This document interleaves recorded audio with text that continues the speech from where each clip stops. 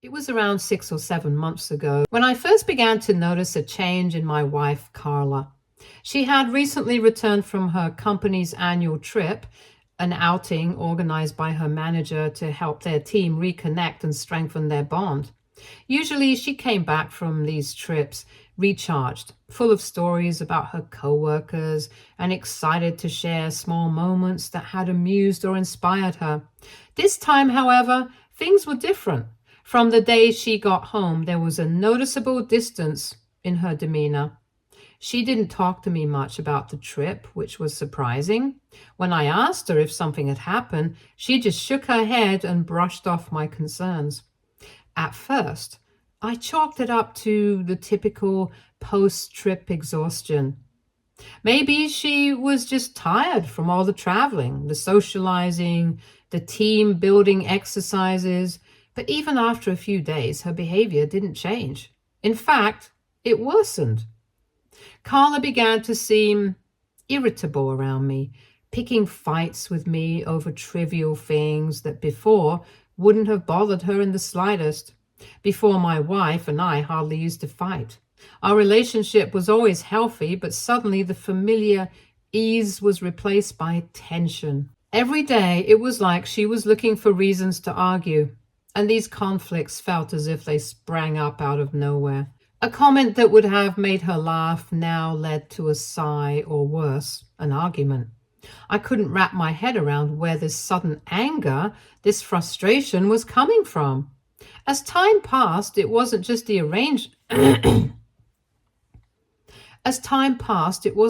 arguments. My wife started to distance herself in other ways. We had a tradition of going on weekly dates. Nothing extravagant, sometimes just grabbing coffee or taking a long walk in the park. These outings were special to us, little islands of time we set aside to reconnect, unwind, and focus on each other away from the distractions of work and daily life. But Carla started canceling our dates with random excuses that seemed increasingly flimsy. She would say she was too tired or that she had too much work to catch up on, even on weekends. The cancellations started to stack up, and so did my worry. I missed spending time with my wife, our connection, and our laughs. Her mood swings only became more pronounced. One moment she would seem fine, and the next she'd be moody and withdrawn, retreating into herself.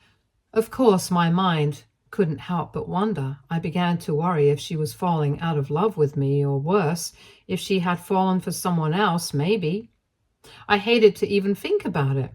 But her behavior felt so foreign, so out of character, that I started to consider possibilities that before I wouldn't have dreamed of. When I finally confronted her with my fears, Carla was adamant, swearing up and down that there was no one else other than me. She even gaslighted me, saying that I was overthinking for no reason and that she just needed time to figure a few things out in her life. Hence, I tried to give Carla some space, hoping that whatever she was going through would work itself out with time. I thought that if I didn't press her, if I just gave her the room to breathe, she would eventually come back around and things would settle back into the way they used to be. But unfortunately, that didn't happen. In fact, the more space I gave, the further away she seemed to drift. She began spending longer hours at work, arriving home late, sometimes even after I had gone to bed. Generally, she used to share stories about her day, tell me funny little anecdotes about her coworkers, or vent about the latest office drama.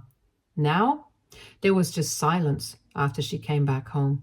She became more and more evasive whenever I tried to question her, and her actions started to raise doubts in my mind. With our relationship on shaky ground, I suggested to my wife that we try marriage counseling.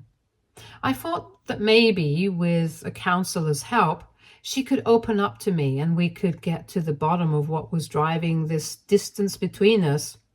To my surprise, Carla refused, saying she wanted to see a therapist individually instead, and that she needed to work on herself first before we could work on our relationship together. While it wasn't what I had hoped for, I agreed. Ultimately, I wanted her to feel supported in whatever way she needed.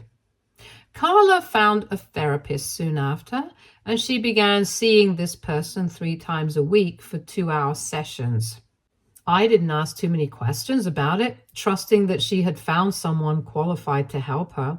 All I wanted was for her to find the clarity or peace she was searching for, and ultimately for us to be able to reconnect. After each session, Carla seemed to be in a better mood, lighter somehow, as if a weight had been lifted.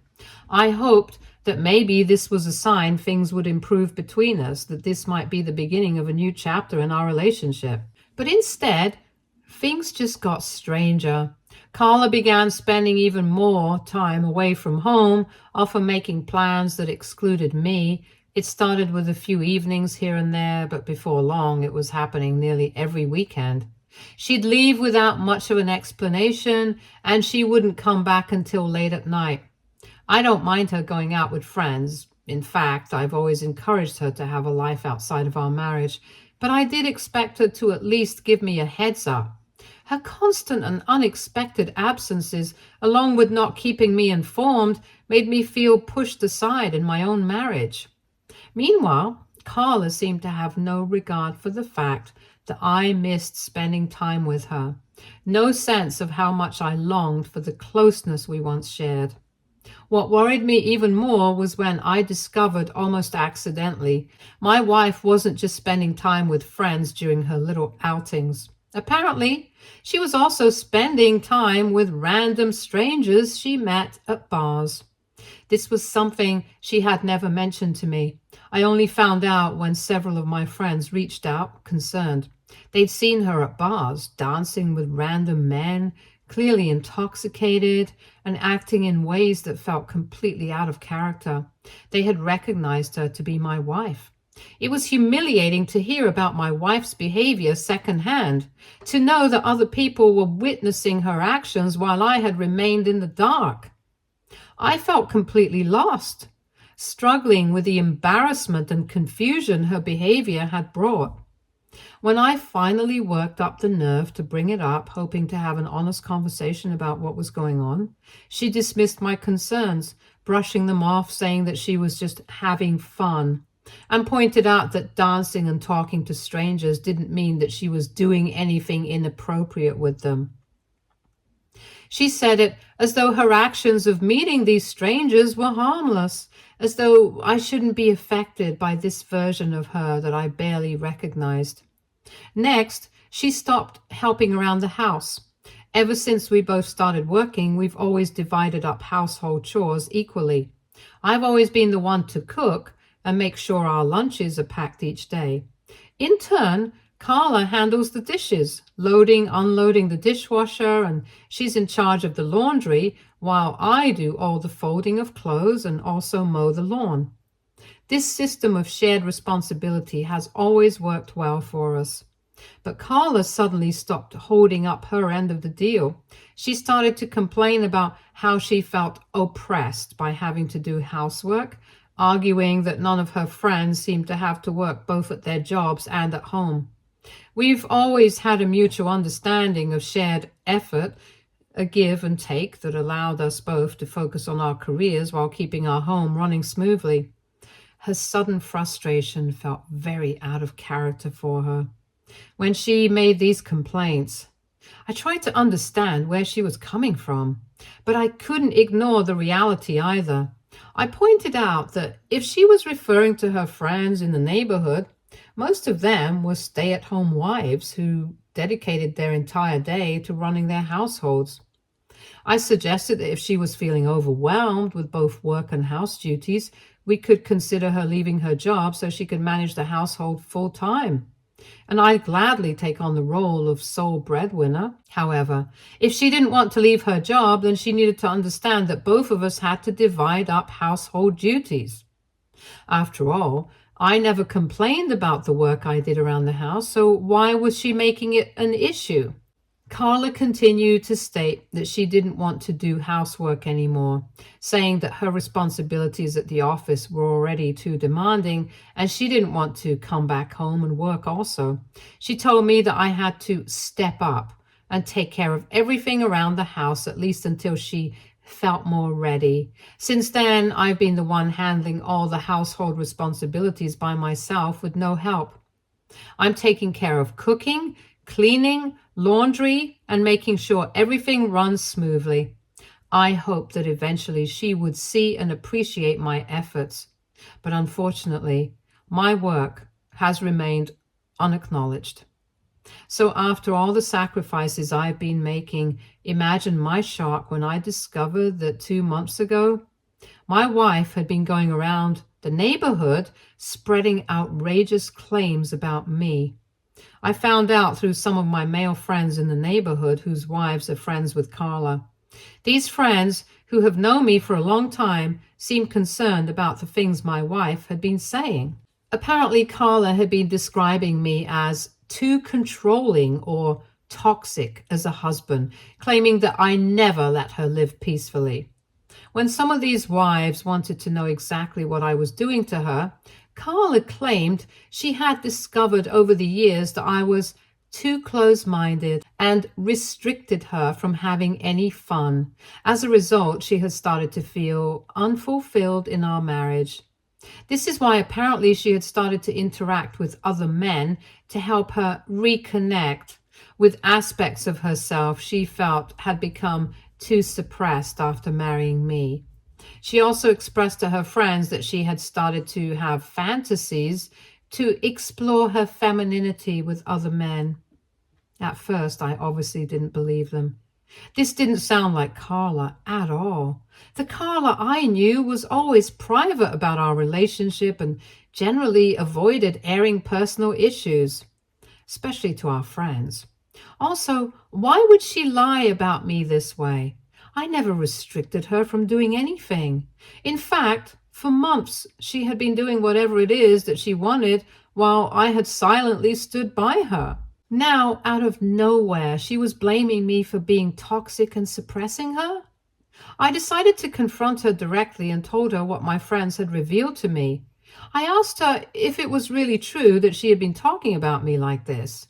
I wanted to hear her side of the story and understand why she felt the need to share those things with others. To my shock, Carla didn't deny any of it. She calmly admitted that she had shared her feelings with those people, explaining that she felt unsatisfied and unsure about our relationship, which led her to talk to others about her frustrations. I asked her what she meant exactly, which is when Carla began to open up about her therapy sessions, describing how her therapist had helped her realize what was missing in her life, which is excitement.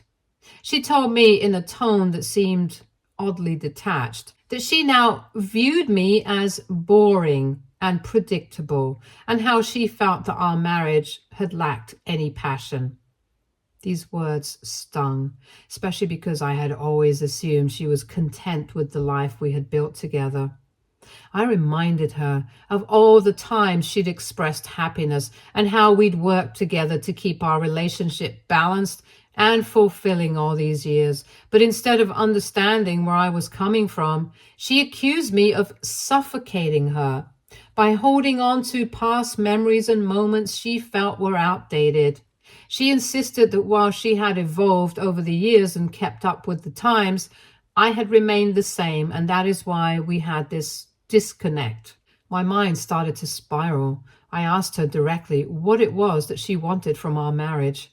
She hesitated, clearly nervous, before admitting that she and her therapist believed an open marriage might be the solution to fix our marriage. I was taken aback and told her outright that I didn't believe in open marriages. Carla then argued that even if I didn't, she did. She claimed that opening up our relationship could bring back the excitement she felt was missing, allowing her to rediscover herself while still staying married to me. She also mentioned that with an open marriage, if I wasn't comfortable sleeping with strangers, that was okay, but she wanted the freedom to do so without feeling guilty about it. Her suggestion left me reeling. I could barely process her words. I had never imagined our marriage would reach a point where she would feel the need to look elsewhere for satisfaction. How can meeting new people while still staying married fix things between us? Also, how can her therapist suggest a thing like that to her? I thought my wife was seeing a therapist to improve herself. But in reality, this so-called therapist was only encouraging her to entertain these ridiculous ideas. I told Carla that if she wanted a divorce from me, she didn't have to make up a story about excitement or needing something new in her life. I suggested that if she was this unhappy with me, she could just be honest rather than inventing reasons to justify an open marriage. I told her that it was better for us to separate than to stay married and hook up with strangers. This was not what I envisioned a marriage to be, and I could not stand by it. But to my surprise, Carla pushed back, saying she actually liked being married to me. She emphasized how she valued me as a dependable and reliable partner, and I provided a stable foundation she appreciated. Yet in the same breath, she claimed the spark between us was gone and insisted that we could stay married and just have some fun with other people. She argued that this new venture could benefit and keep our marriage spicy. I told my wife that I needed some time to think about it since this was a decision I could not make lightly. But as I spent those next few days really reflecting on our relationship, I began to realize that an open marriage was not what I wanted. And more importantly, neither was the person Carla had become. Over time, she had transformed so much that I barely recognized her anymore or felt connected to her. She dressed differently. Her clothing choices suddenly were more revealing and provocative. She was glued to her phone, engrossed in conversations with other people at all times. It was as if she'd shifted into an entirely different lifestyle, one that had no room for the values we once shared. She barely interacted with me anymore and had entirely neglected her role in maintaining our home. She treated me like a roommate at best, not a partner. I slowly found myself realizing that I didn't want this version of my wife. I didn't want a partner who felt the need to see other people, to feel fulfilled. I'd spent months trying to be patient, to support her, to give her the space she needed. But the Carla I fell in love with was gone, replaced by someone who seemed to view our relationship as a convenience rather than a commitment, and it hurt. But I realized that maybe it was time to let go of our marriage. I had done everything I could, but clearly it wasn't enough. After thinking things over carefully for 2 weeks, I sat Clara down and told her that I wanted a divorce. I explained all the reasons I had mentioned above and urged her to not fight me about my decision. However, she became quickly angry. She accused me of being too sensitive and insisted that asking for a divorce was an extreme reaction. She couldn't understand why I wouldn't just give in and adapt this new lifestyle that she was proposing. I stayed calm, explaining to her that this was simply not what I wanted. She couldn't just force me to accept it. Each point I made only seemed to make her angrier. Carla then turned it around on me and accused me of having no willingness to work on our marriage and how I was the real problem in our marriage. I wasn't surprised by her move. She had always loved gaslighting me and blaming me for everything without taking any accountability herself. I tried to reason with her, but she was not backing down. So, realizing that we were getting nowhere, I asked her to leave. Since this was my house, I felt justified in asking her to pack her things and move out now that we were done. Carla yelled at me that I had no right to ask her to leave, and even went so far as to threaten that she would ruin my life if I actually went through with divorcing her. Her hostility only reinforced my decision, and I stood my ground, calmly warning her not to escalate the situation any further. In the end, she had no choice but to comply, but not without first throwing a tantrum, hurling things around the house, and even going so far as to scratch my car in a fit of rage while leaving. Thankfully, I documented everything, photographic evidence of the damage and records of her outbursts, knowing that I would likely need it down the line. Honestly, this was just a sad, painful end to what had once been a very meaningful relationship. Since moving out, Carla has been texting me insults about my manhood and spreading rumors around town, telling anyone who will listen that I unfairly kicked her out and calling me a coward for not fighting for our marriage. AITA, Update 1. Thank you to everyone for your kind comments. I'm not a fool. I realize now that my wife may have been having an affair, or perhaps multiple affairs outside of our marriage, and this is why she had the audacity to suggest open marriage to me. Clearly, she just wants the perks of being married to someone well-established like me, while not putting any real effort into our relationship. As for why this happened, I have no idea. Maybe she never truly loved me, or maybe she fell out of love over time. At this point, it doesn't really matter anymore. Carla continues to send me voicemails blaming me for everything. I'm just so tired of her constant accusations. Update 2. It's been 2 weeks since my last update. And for the past week, Carla has been asking to meet, repeatedly texting and calling, so I finally agreed to see her today. Part of me hoped that maybe she had come around, that she might be ready to talk honestly and perhaps even take responsibility for everything that had happened between us. But as soon as we sat down, Carla launched into a new narrative, explaining that her therapist believed I was abandoning our marriage simply because things had gotten tough. According to the therapist, I was the one who was failing to live up to my commitment by not agreeing to her demands. Carla then went on to say that she was actually willing to take me back, provided I agreed to certain conditions. I was taken aback. What did she mean by taking me back when I was the one who had asked her for a divorce? Just to amuse myself, I asked what her conditions were. Carla demanded that I agree to an open marriage and also let her quit her job so she could live a stress-free life without ever having to worry about work. Hearing this, I couldn't help but laugh out loud. I thought at first she might be joking. How could she possibly be doubling down on these outrageous demands after everything that had happened? Did she really think I would be open to any of it after the way she had been treating me? Her complete lack of self-awareness was staggering. I informed her then that I would never agree to such ridiculous demands because I was absolutely done with our marriage. I revealed to her that in fact I had already spoken to a lawyer and that I was in the process of filing for divorce. At that moment, her face went white with shock. Her tone shifted abruptly from anger to pleading. She asked me if I was truly leaving her. I nodded.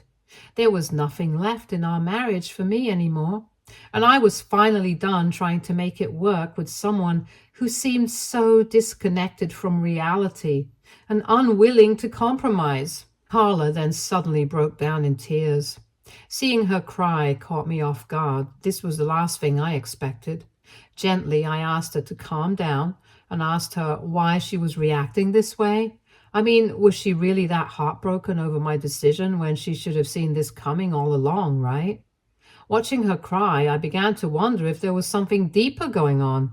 I asked her to be honest with me and tell me if there was something else behind her strange behavior over the past few months. That's when Carla finally opened up and shared the truth. She explained that about a year ago she had reconnected with an old friend of hers from high school. named Elle at their high school reunion. Elle was sort of a self-declared relationship guru on social media. According to Carla, she and Elle began spending more and more time together, rekindling their friendship with long chats and regular meetups. She admitted that Elle had started to become a significant influence in her life over time. It was Elle, Carla revealed, who first pointed out that she looked unhappy in our marriage and started questioning her about me and our relationship. Carla confessed that as she shared more about me and our life together, Elle would often criticize our marriage, painting it as stifling and restrictive. Elle repeatedly reminded Carla of how fun and adventurous she used to be back in high school when she had multiple boyfriends, and how she always expected her to remain that way. However, according to Elle, Carla had now become boring. This made Carla start to resent me, as she basically blamed me for her change in behavior. She felt like she had lost herself in the marriage, and instead of taking responsibility for her own choices, she projected that frustration onto me. Over time, this resentment built up, and she began to distance herself emotionally, convinced that I was the reason she wasn't living the life she had envisioned for herself. Over time, Elle had also convinced Carla that the only way she could go back to her old self was if she started to let go of her inhibitions and be more free around strangers and just have fun. When Carla's work trip came up 7 months ago, Elle encouraged her to use the opportunity to let loose and flirt with her male co-workers, since she would be far away from home and away from me. Carla then confessed that she had made out with someone during her work trip, but didn't reveal his name to me. She told me after she came back from the trip, she felt really guilty, but was scared to reveal the truth to me. However, Elle was thrilled for her and encouraged her to venture out of our marriage more. Carla admitted that when she started going out to clubs and getting attention from men, she felt very seen and validated. It sort of excited her, and she started to chase that high. All this time, she knew what she was doing was wrong, but she just couldn't stop herself. So when I finally suggested couples counseling, she was afraid that she might give in and tell the truth to me, which would make me leave her. So instead, she decided to pursue therapy to cover her tracks. These so-called therapy sessions were just her meeting up with Elle, and they would simply just gossip and vent. Carla admitted that she trusted Elle deeply, as they'd known each other for years, and she believed Elle knew her better than anyone. Over time, Elle's influence became so strong that Carla started to internalize everything her friend was telling her, that she deserved freedom and excitement no matter what the repercussions were. All those times when I had reached out to her and expressed my concerns, Elle would convince Carla that I was being controlling or toxic, and that I was holding her back from being her true self. In fact, it was because of Elle that Carla had even asked me for an open marriage, thinking that I would give in to her demands. But to her surprise, I hadn't, and had kicked her out instead. Carla told me how she had wanted to confess the truth to me after that, but Elle had convinced her that she needed to maintain control over the situation and keep me on edge, making me chase after her instead. For this very reason, Elle had strongly advised Carla not to apologize, insisting instead that she needed to demand what she wanted from me.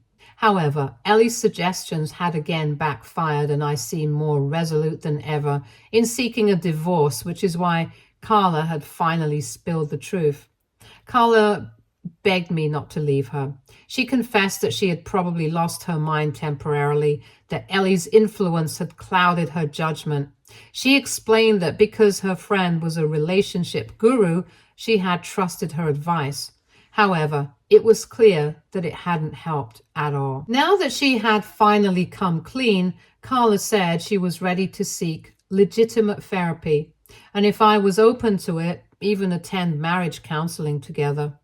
I could see that Carla was desperate for one last chance to rebuild what we had, promising to do whatever it took to make amends. However, I was not. Clearly, Elle had somehow swayed my wife's opinion, but she wasn't the sole problem here. Carla had also been complicit in all of this. She had made her own choices, willingly and knowingly. For months, she could have repaired our relationship by having an open discussion about her feelings like adults, but instead, she chose to keep everything bottled up and allowed herself to be influenced by Ellie's toxic advice. She had gaslighted me, manipulated me, and dismissed my feelings, all while pretending everything was fine. Also, she had cheated on me, and now, when it was too late, she had only admitted the truth after desperation. I told her firmly that no matter the confession, I couldn't stay with her. While I felt some sympathy for her confessions, I couldn't ignore the repulsion I felt towards who she had become. The hurt, the lies, and the betrayal couldn't just be wiped away. It was clear that she needed professional help to sort through everything in her life. I offered to assist her in finding a therapist, someone who could help her work through her own issues, but that was all the help I was willing to offer her.